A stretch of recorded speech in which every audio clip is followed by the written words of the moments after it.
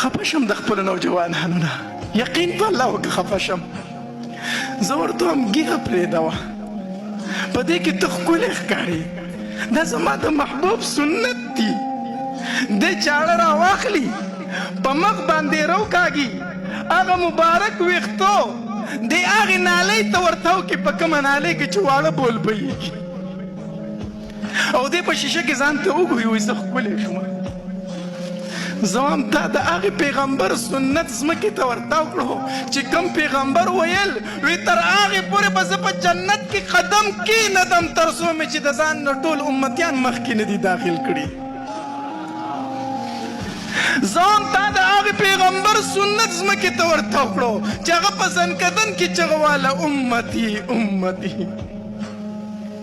زه هم تا د هغې پیغمبر سنت ځمکې ته ورتاو کړو چې په میدان محشر کې به هر پیغمبر وایي نفسي نفسي، زما محبوب به وایي امتي امتي. نبی علیه الصلاة والسلام وفرمایل وی قسم په الله مؤمن نه دی. یو ځلې دا ووایي، بیا وفرمایل قسم په الله ګورې مؤمن نه دی. صحابه کرام ګیر چاپېره ناست دي. په دریم ځل چې بیا نبی علیه الصلاة والسلام وفرمایل وی زما د الله په ذات قسمي مؤمن نه دی. یو صحابي تپوس وکړو د الله پاکه پیغمبره دا څوک دی چې تا درې ځله وویل چې دا مؤمن نه دی مؤمن نه دی، دا بدبخته انسان دی څوک و؟ د الله پاکه پیغمبره دا خو راته ووایه.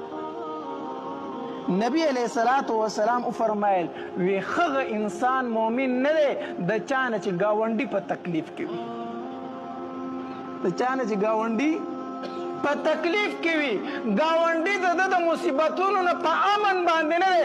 قسم په الله نبی علیه السلام وفرمایل دا مؤمن نه دی، دا مؤمنو نه دی. الله عائشہ رضی الله تعالی فرمایي وی نبی علیہ الصلاة والسلام راته وفرمایل کنه چې عائشہ جبریل علیہ الصلاة والسلام بار بار راتو او د گاونډي حق راته بیانو، بار بار راتو او د گاونډي حق راته بیانو. عائشہ زه ویریدم، ما وی اسې نه چې جبریل بل ځل راشي او دا و چې ګوره ګاونډي به د ګاونډي نه میراث ومخلي، دا سره په میراث کې هم شریک دی. دا یاره را سره پیدا شو، هسې نه چې جبریل بیا راشي او دا خبره وکړي چې ګاونډي به ګوره د ګاونډي نه په میراث کې میثاق.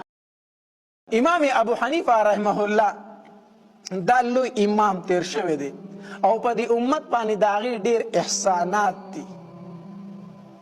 هغه به د شپې معمول دا جوړ کړی و چې په ګرمۍ کې به د کور د چت ته پاسه ټوله شپه یعنی اکثره حصه به د شپې عبادت کو، الله ته به ولاړ او د الله عبادت به یې کو، جړل به یې د خپل کور په کوټې د پاسه.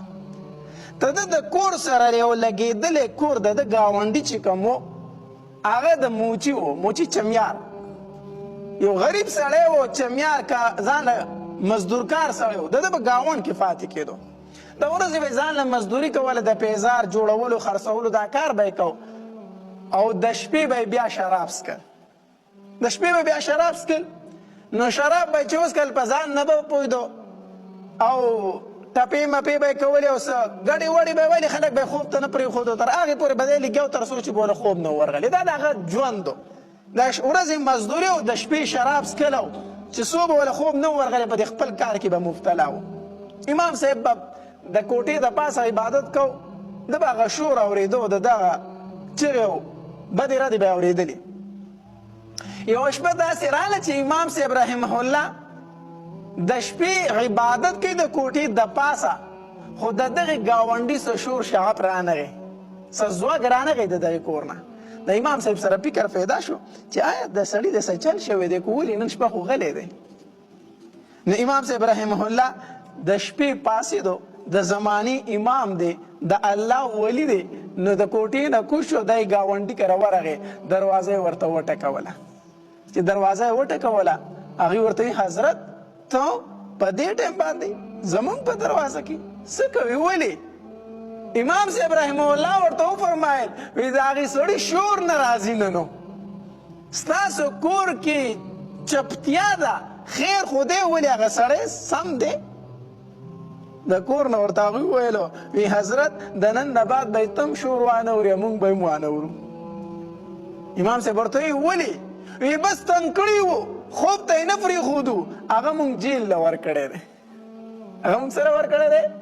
جیل له خو ورکړی دی. د دغې زمانې جیلونه داسې وو که نه چې جیلي به لاړ شرابي کبابي ګناهګار به خو چې راته نو اصلاح به یې شوې وه. په جیل کې به ورته د خیر خواهي خبرې ښودلې، اصلاح به یې ورله کوله، د مونځ پابند به یې ګرځو. وی هغه موږ جیل له ورکړی دی، موږ چې ځان خلاص کړی موږ وی هلته به ټیک شي بیا به یې راولو. صحیح شو. امام صاحب راغی خپل عبادت کې بیا مشغول شو. سبا له سحر شو، رڼا ولګېده. امام صاحب روان شو د کوره. چې د کوره روان شو د هغې زمانې د تاڼهدار چې کوم و، د تاڼې مشر چې و، د جیل مشر چې کوم و، هغه له امام صاحب ورغی. چې امام صاحب ورغی او دغې تاڼهدار د هغې زمانې چې کوم و په امام صاحب څنګه سترګې ولګېدی چې امام صاحب زمونږ ځای ته را روان دی. په منډه وله راغی وی حضرت تاسو دلته خیر خدای ولې؟ امام صاحب رحمه الله ورته وویل وی او دلته زما کار دی، دلته مې کار دی. هغه ورته وی حضرت چې تاسو راتلی ستاسو دربار ته خو د زمانې بادشاه چې کوم دی هغه حاضري کوي، ستاسو دربار ته حاکم حاضري کوي، بادشاه حاضري کوي، نو زه هغونته ناچیشت به درغلی و که نه. نو امام صاحب رحمه الله ولې جواب ورکړو وی د چا چې کار وي نو هغه په خپله ځي، د چا چې کار وي هغه په خپله ځي. نو زما سره د بادشاه کار وي نو زما ځای ته ځکه راځي، زما ستاسو سره کار و نو ځکه زه به تاسو پسې رالم. هغه تاڼهدار ښه په یره کې شو چې د امام صاحب زما سره څه کار دی، زما غونته کې وړوکي سړي سره د ده څه کار دی. امام صاحب رحمه الله ورته وفرمایل وی تاسو یو سړی ګرفتار کړی، دا نښی دا داسې زما په ګاونډ کې پاتې کېږي، دا نښانې دی، تاسو معلومات وکړئ تاسو ګرفتار کړی دی. هغه چې معلومات وکړو حضرت بالکل دا سړی موږ راوستی دی، دا موږ راوستی دی. امام صاحب رحمه الله ورته وفرمایلو وی زه کولی شم چې د هغه ضمانت وکړم، زه کولی شم چې د هغه ضمانت وکړم، ما ته اجازت شته دی؟ هغه تاڼهدار ورته وی حضرت ستاسو خو یوه خبره هغه قانون جوړیږي، تاسو چې یوه خبره وکړئ هغه د دې ملک قانون وي، ستاسو یوه فتوه د دې ملک قانون وي چې تاسو وایئ زه د هغه ضمانت کوم، نو زما ناچیز غونته کې څه حیثیت دی چې ستاسو خبره رد کړمه. خو حضرت تاسو به هغه سړی پیژندلی نه وي. تاڼهدار ورته وایي حضرت تاسو به سړی پیژندلی نه وي. وي هغه خو ډېر شرابي سړی دی، ډېر کبابي سړی دی، کور والا ته تنګ راغلی وو، موږ د هغې په خوله باندې ګرفتار کړی دی. امام صاحب رحمه الله ورته فرمایي وایي ما ته پته ده، زه یې پیژنم، زما په ګاونډ کې دی، بیا هم د هغه ضمانت لا راغلی یم، که ما ته اجازت وي زه د هغه ضمانت کوم. هغوی ته وایي حضرت چې ستاسو خوښه ده که نه ستاسو ضمانت قبول دی، تاسو ځئ موږ کور ته درلیږو، تاسو ځئ موږ کور ته درلیږو. امام صاحب رحم الله ورته فرمایي وایي نه زه ورته انتظار کوم، زه د ځان سره یو ځای بیامه، زه د ځان سره یو ځای بیامه. بهرحال هغې ورسره هغه پرېښودو. امام صاحب سره په لاره باندې دغه شرابي سړی را روان دی، دغه شرابي سړی د امام صاحب سره را روان دی په لاره باندې، او ته به چېرته دا ونه مومي چې امام صاحب په لاره باندې هغه رټلی دی. یې ورته نصیحت کړی، په لاره ورته نصیحت هم نه دی کړی، هېڅ یې ورته هم نه دی ویلي، بس خاموش ورسره را روان دی. کور ته یې راوستو. چې کور ته یې راوستو د ورځې باقي حصه تېره شوله، بیا شپه راله.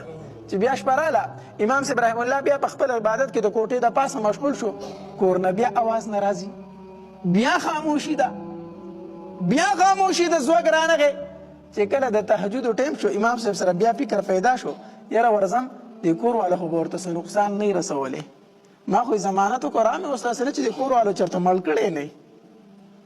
نو چې د تهجدو ټیم شو امام صاحب ورغی نو دروازه د کور کولاو پرته ده. نو چې امام صاحب دروازه وټکوله او داسې ببره یې وکتل، ناڅاپي نظر یې ولګېد او مصله پرته ده، شرابي پې ناست دی، په سجده پروت دی او د الله په دربار کې به چغو چغو جاړي، نور خلک وده پروت دی، دغه شرابي په مصله باندې د الله په دربار کې جاړي.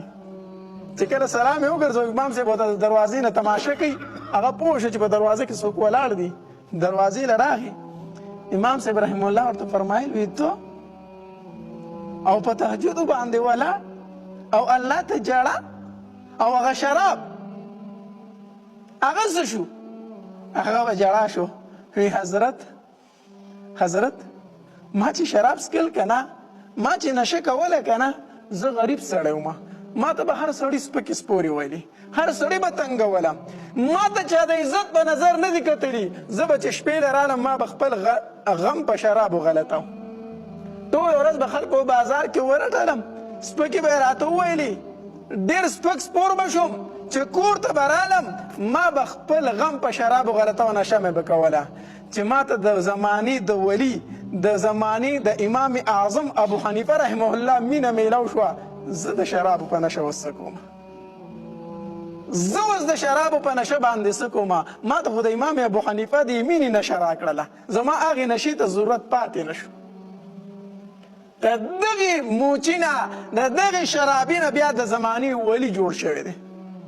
امام صاحب رحمه الله دا نه دی ویلي چې زه د زمانې امام یم، زه به تاڼې ته ځم نو زه به د یو شرابي ضمانت کوم، زه په لاره باندې ته تاڼې نه را روان یم، ما ټول خلک پیژني، ما سره په لاره باندې یو شرابي را روان وي. نه امام صاحب هغه له مینه ورکړه او د هغې مینې په نتیجه کې هغه څه شو؟ د الله ولی جوړ شو، د الله ولی جوړ شو. داسې به نه کوي چې زه خو یم زه خو رسېدلی یم، زه خو نیک سړی یم، دا نور خلک دا خو د سر مسلمانان نه دي سړیه. دغې ځای کې شیطان بیا څه کړي؟ غرق یې کړي، تباه یې کړي، برباد یې کړي، دا یې په بله جامه کې ته ووالې. کله نبي علیه صلات وسلام د مکې مکرمې نه راوته که نه، نو د حمزه رضی الله تعالی عنه وړه لور وه یتیمه، هغه راله نبي علیه صلات وسلام نه تاو شوله او یا عمي اوازونه یې کول، ای زما ترو ای زما ترو. نبي علیه السلام نه تاو شوی و، نبي علیه السلام یې نه پرېښودو. دا تره نبي علیه صلات وسلام ته ځکه وي چې یو خو تې مشر و، موږ هم مشر سړي ته تره وایو که نه، او دویم دا دی چې دا نبي علیه السلام د حمزه رضی الله تعالی رضاعي رور و که نه، رضاعي رور یې مو که نه، نو تره یې کېدو. نو هغې ماشوم یې نبي علیه السلام نیولی او جړلې ورته یا عمي او یا عمي، ای زما ترو ای زما ترو، دا جړلې ورته نبي علیه السلام یې نه پرېښودو. وي ما ځان سره بوځئ، ما مکه کې مه پرېږدئ، ما ځان سره بوځئ. علي رضی الله تعالی ورمنډه کړه، نو دا ماشوم یې په غېږ کې روچته کړه، چې روچته کړه که نه، وي دا به زه ځان سره بیام او دا پالنه به یې زه کوم، دا به زه بیام زه به یې پالنه کوم. نو جعفر رضی الله تعالی ته وفرمایل وي دا به زه بیام، د دې پالنه به زه کوم. نو زید ابن حارثه رضی الله تعالی وفرمایل وي دا به زه بیام، د دې پالنه به زه کوم. نو درې صحابه کرامو د درې واړو پې جګړه شوه. علي رضی الله تعالی ویل وی دا خو زما د تره لور ده، حق ما ته حاصل دی، زه به یې پالم، زما حق دی چې زه. جعفر رضی الله تعالی ته وفرمایل وی زما هم د تره لور ده، او دویم دا دی چې د دې خاله زما په نکاح کې ده، د دې د مور خور چې کومه ده هغه زما په نکاح کې ده، زه حقدار یم، زه به یې پالم. او زید بن حارثه رضی الله تعالی ته فرمایل وی حمزه خو زما اسلامي رورو، حمزه زما اسلامي رورو، زه یې تره کېږم زه به یې پالمه. ګوره دا د صحابه کرامو مینې محبت ته د یو بل سره ګوره. حمزه رضی الله تعالی شهید شوی په جنګ بدر کې، په غزوه احد کې، او شهید شوی په غزوه احد کې. هېڅوک نه و، یتیمه ماشومه وه، پر دې ماشوم څوک رالی و چې زه به یې کفاله کومه. د دریو صحابه کرامو کې جنګ دی، یو وایي دا یتیمه به زه پالم، بل وایي زه به یې پالم. نبی علیہ الصلوۃ والسلام له فیصله راله، نبی علیہ الصلوۃ والسلام ورته وفرمایل وی دا ماشومه به جعفر له ورکو، دا به چا له ورکو؟